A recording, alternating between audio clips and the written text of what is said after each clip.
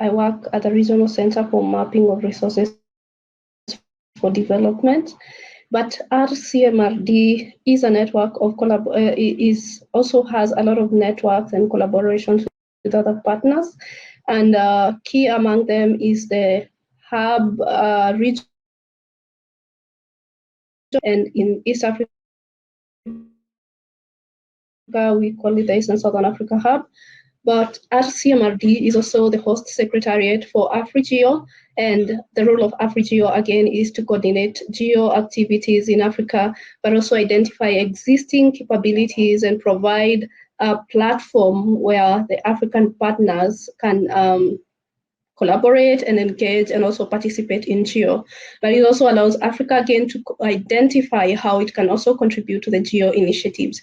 And currently we have 27 member governments and 9 participating organizations under AfriGeo. And one other collaboration that I'll be quick to mention is the Global Open Data Initiative. And this is through an MOU with RCMRD to create more openness in data availability for agriculture and nutrition, and even for reporting on the SDGs and some of the initiatives in Africa, such as CADIP. Again, this is just a few of the relevant collaborations that I'm mentioning. And the other one, especially for agricultural monitoring, is with the GeoGLAM, the Global Agricultural Monitoring Initiative, together with the University of Maryland and the governments in East and Southern Africa. And my work basically revolves around turning Earth observation data and methods into usable and palatable products for decision makers. And these are mostly government, but also private entities. And again, making sure that this information is suitable for consumption by different audiences.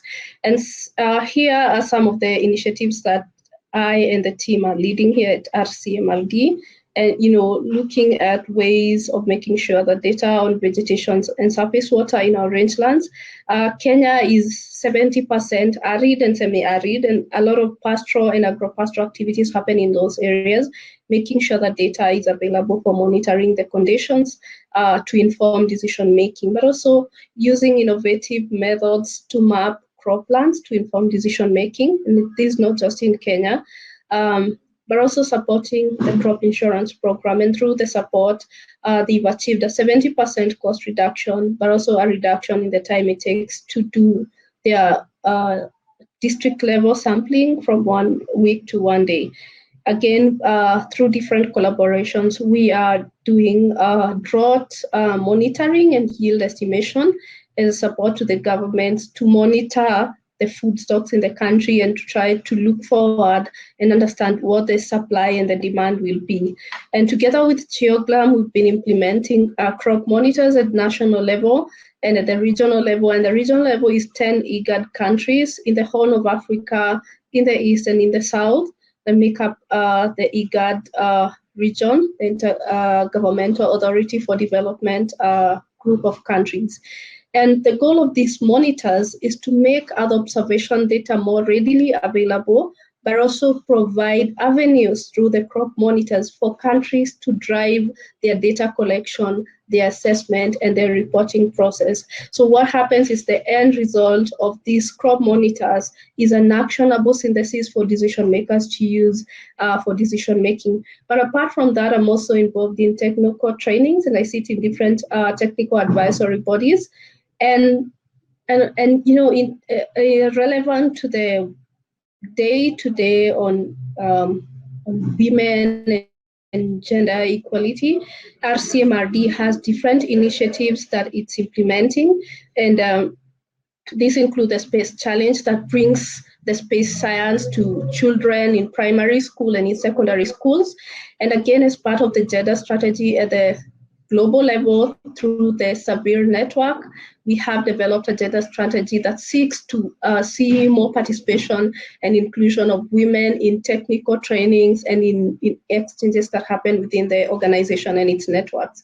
But through, again, NASA and USA, there's the Women in Science camps that are held annually that seeks to bring together girls and women, girls in high school with mentors in STEM, coming from the different organizations that RCMRD and NASA works with, so that they're exposed to the science and its application for decision making. And again, coming up is the Inspire Hackathon, which we are hoping to provide mentorship for. But apart from that, I've been working as an agent of change through mentorship, but also trying to create an environment that is more conducive for women, especially in our workplace. And I'll talk about that in the next slide later on. So on the context of gender and space, I want to talk about the African context. And this is just an overview, and this is a personal perspective on where we are based on my understanding. And what we've seen over the last few years is that, one, data is becoming more readily available. We have a lot of spatially continuous and temporary available Earth observation data that is free, and medium resolution data that is more available. And if you look at the different initiatives that are ongoing, it's clear that the value of Earth observation in achieving SDGs is clear because of its power in disaggregation. And it's with more data being freely available, the issue of cost comes in, but also the potential for integration. But again, in Africa, what has driven the change and the acceptance and the adoption of other observation-driven data and products for decision-making is because we've seen an unprecedented growth in use of mobile phones and internet tools such as the ones that we are developing, tools for crowdsourcing, tools for data analysis, tools for decision-making. And you can see that especially Kenya is leading in development of technologies that seek to package the information for different audiences, especially in the agriculture and food security space.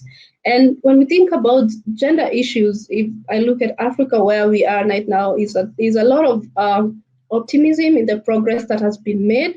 And from the latest report, we've seen that there is an increase in primary school education completion by girls. And this means that as women become more educated, then they become more resilient and able to take advantage of all the emerging technologies for decision making, either for agriculture and for other purposes. But we've also seen an increase in women in power, and these positions being created where women can have a voice and where they're empowered. But again, despite all this growth, I think in Africa, there's still no country which is on course in achieving gender equality targets. And I was asking myself why this change has been slow, because there's so much progress that we've seen in the last 5 or 10 years. And from my perspective, is that there's a lot of unintentional biases. Are we conscious of gender inclusivity in terms of events that we are holding, in terms of technical forums that are being held, and in the way we package information, in the way we communicate, and the way we disaggregate data? But there are also other, so those are unintentional, because sometimes we don't think about that. But then there are also intentional biases. We have stereotypes and prejudices that are coming back from our backgrounds and cultural and social norms. But I usually say that this is a really good time to be a woman in Africa, because there are a lot of opportunities for growth and for advancement. But why are we not taking them? And one of them is rigidity. We have been preconditioned, and we have imposed these barriers on ourselves that limit how far we can go. And so to finish up, I was trying to think about what needs to happen. And what needs to happen, I divided it into 4 parts. And if I begin with the workplace, the need to realize that the fact that we've created these quotas for gender participation does not mean that is a free pass, and we need to create and to push for communities of excellence, so that women are not just given the opportunity, but they can also deliver. But again, also recognize and acknowledge that these gender biases exist, and be a voice to respond to them. But I think the biggest progress that I have made in my career is because of the right mentorship. And so this is very important in both the workplace and in the education system. But again, I like the latest statement ahead of this day by Antonio Guterres. He was saying that what we need to change is that we need to stop trying to change women and start changing the systems. Systems need to adapt and reduce the barriers that prevent women from achieving their potential, but also being sensitive to the needs of women. Our systems in the workplace need to be sensitive.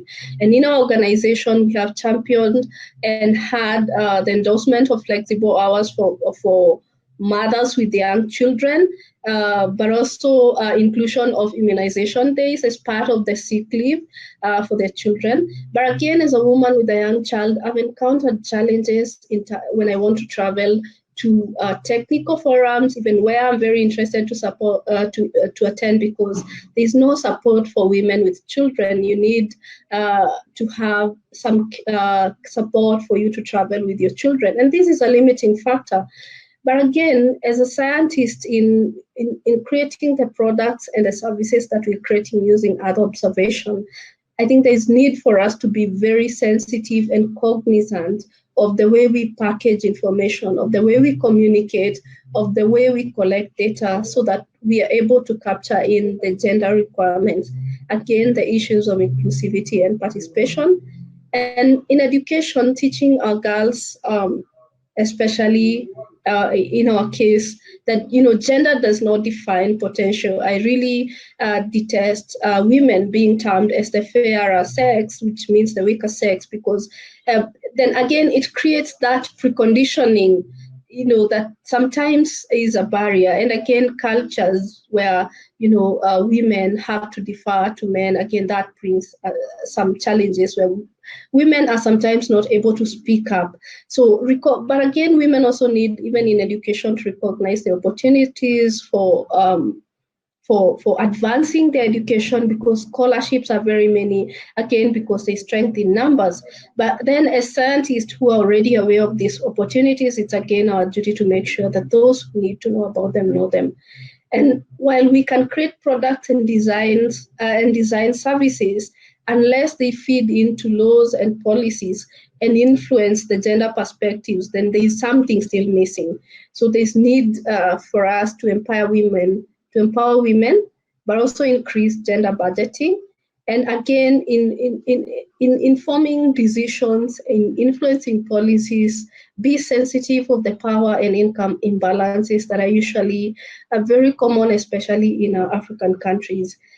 And so I want to end there by saying that there has been a lot of progress that has been made, but there is need to sustain the momentum and to intensify and enforce these efforts, continue consolidating efforts, but also, again, being in a position to work with governments in positions of advisory, especially with the scientists.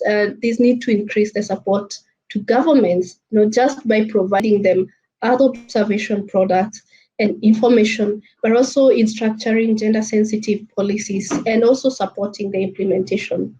So thank you.